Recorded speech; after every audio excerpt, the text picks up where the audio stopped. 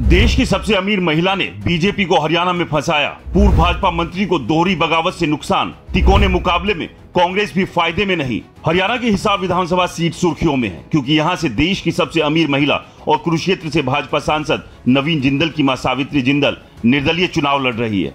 Savitri Jindal BJP से ticket मांग रही थी, लेकिन बीजेपी ने पूर्व मंत्री डॉक्टर कमल गुप्ता को दोबारा उम्मीदवार बना दिया। वहीं कांग्रेस ने रामनिवास राणा, आम आदमी पार्टी ने संजय सातोड़िया और इनेलो बसपा ने श्यामलाल गर्ग को, जजपा असपा ने रवि आहूजा को उम्मीदवार बनाया है। इसके अलावा हिसार से निवर्तमान मेयर गौतम सरदाना भी बीजेपी से बगावत कर निर्दलीय चुनाव लड़ रहे हैं। हिसार विधानसभा सीट पर 1,82,000 के करीब वोटर है, जिसमें पुरुष 95,772 और महिला वोटर्स की संख्या 85,535 है। पिछले 5 चुनाव से हिसार सीट से कोई भी निर्दलीय उम्मीदवार चुनाव नहीं जीता है। हालांकि इस बार लोगों का मानना है कि इस सीट पर बीजेपी, कांग्रेस और निर्दलीय उम्मीदवार सावित्री जिंदल में त्रिकोणीय मुकाबला है। इस सीट पर वैश्य और पंजाबी समाज के मतदाताओं की संख्या लगभग बराबर है। इसके अलावा सैनी मतदाता भी निर्णायक भूमिका निभाते हैं। डॉक्टर कमल गुप्ता और सावित्री जिंदल वैश्य समाज से आती है। रामनिवास राणा सैनी समाज तो गौतम सरदाना पंजाबी समाज से हैं।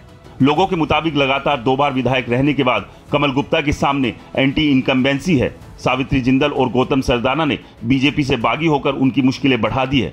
ऐसे में बीजेपी के वोट 3 जगह बटेंगे। तो वहीं हिसार के लोग बदलाव की मांग कर रहे हैं, जिसमें राणा को फायदा मिल सकता है, लेकिन पार्टी में गुटबाजी उनके लिए सबसे बड़ी चुनौती है। सावित्री जिंदल भी कांग्रेस में रह चुकी हैं।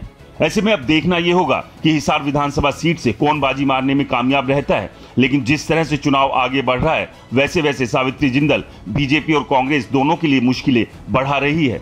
राजनीति के जानकारों के मुताबिक सावित्री जिंदल हिसार विधानसभा सीट से बतौर निर्दलीय उम्मीदवार बड़ा उलटफेर कर सकती है और इसी बात की चिंता बीजेपी और कांग्रेस दोनों ही खेमे को भी है। आपको क्या लगता है? हमें कमेंट्स कर जरूर बताएं। रिपोर्टर जी चैनल को सब्सक्राइब नहीं किया है तो चैनल को सब्सक्राइब करना ना भूलें।